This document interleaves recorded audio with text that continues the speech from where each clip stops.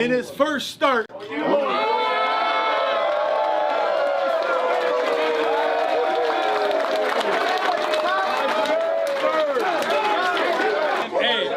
Hey, y'all had my back from the jump, man. You know, we had adversity last week, Justin going down, and you know, right from the get, y'all had my back. So I couldn't appreciate y'all anymore. Couldn't have did that without y'all today, and glad we go out there and get a good one.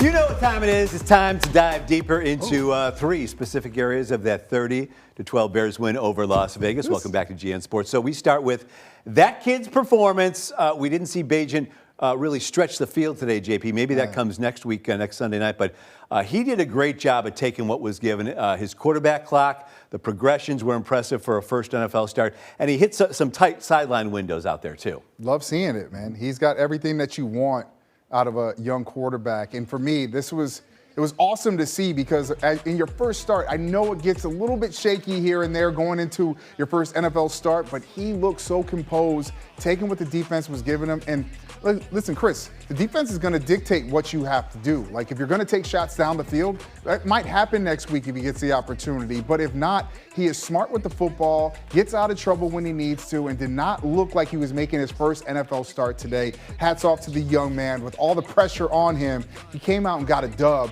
Ended his losing streak down by the lakefront. I'm just saying. I was going to say something, but I didn't want to say it. Triple C's, calm, cool, collective. That's what he was out there. He's unbelievable, and that's what you got to love from a young guy. He's not going to be here to take Justin's spot, but the fact is that the Bears have a backup quarterback that they can rely on, and that's something that we haven't been able to say for a long time here in Chicago. All right, more on the offense. I thought Max Crosby was going to be a real concern coming into this game after the way the Bears O-line played last week. It was their 6th different starting combo in 7 games, but they did the job.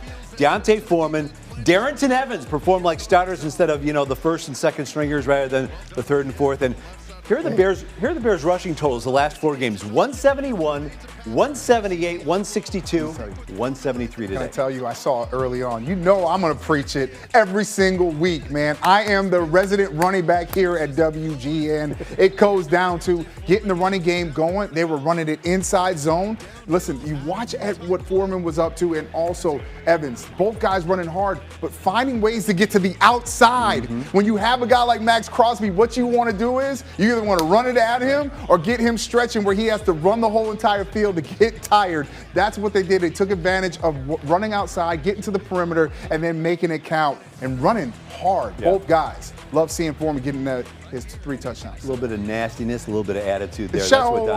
Shouts out to the Bears O-line, too. There were some issues there, penalties here or there. When it came to the run game, they were on point, and that's what you need. And today, just the mixing around the offensive line a little bit, putting Cody back to guard, and then having Tevin on that other side, everything worked out. Lucas Patrick did what he had to do at center as well. All right, +3 in turnover ratio. Another good performance by Matty Eberflus's unit. Come on, man. So the numbers up front, they're not overwhelming, but the pressure, the gap control has really been noticeably better lately. It's resulted in takeaways today by the guy in the middle that they gave the money to in the offseason for a 2nd straight week, and the guy who wants and is waiting for the money too. Yeah, I mean, this is Jaylon Johnson, man. When you look at what he's all about, today he got a chance to really show what he's about as a football player, but also on his side of the field, he had the PI. I understand all that, but when you're going up against dudes and studs, you need a guy like him on the football field. It's just interesting to me, though, CB.